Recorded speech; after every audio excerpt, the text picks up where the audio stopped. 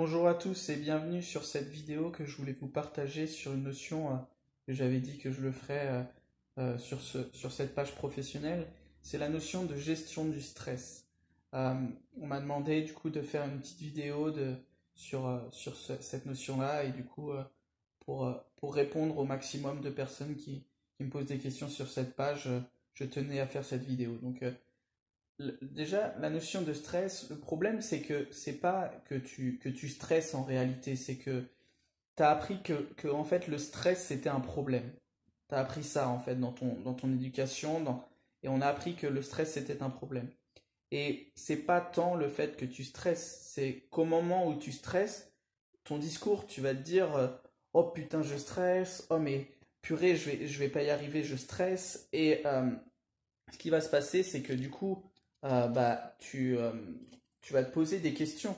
Ça va être du style ah mais je vais être nul, j'ai peur de rater parce que tatati, parce que tatata.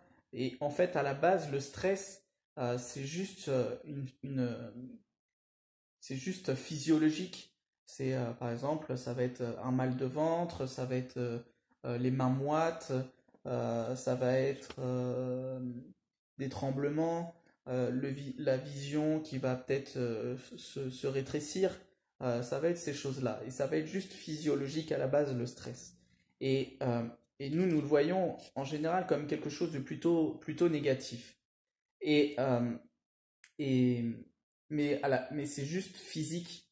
Et du coup, bah, je vais me raconter une histoire parce que ça va être parce que j'ai ça, bah, je vais avoir ça, parce que j'ai ci, bah, je vais avoir ceci.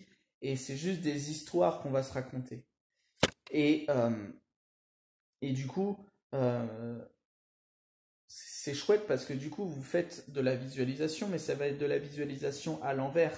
C'est-à-dire que dans le vestiaire, bah, je vais me visualiser en train d'être en échec par rapport à telle chose. Je vais me visualiser ne pas réussir ma passe. Je vais me visualiser face, par exemple, au but et ne pas réussir mon tir.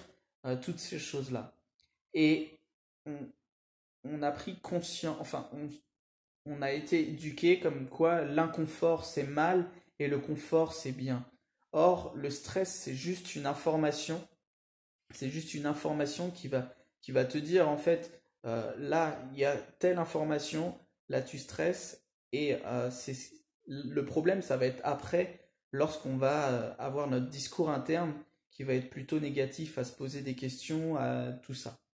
Et pour vous illustrer un peu ça, je voulais vous parler de- d'une anecdote que j'ai eue où en fait euh, le discours interne fait énormément de choses et va vous bloquer dans votre continuité de la performance.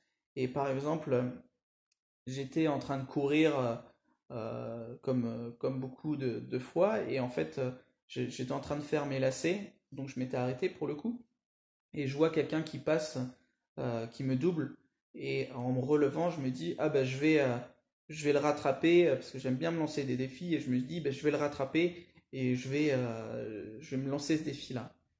Et lorsque j'ai avancé petit à petit, j'ai pris conscience de mon discours interne qui était, ce discours à ce moment-là, c'était non mais ça sert à rien, lâche l'affaire, tu n'arriveras pas à le rattraper, et tu vas t'épuiser pour rien.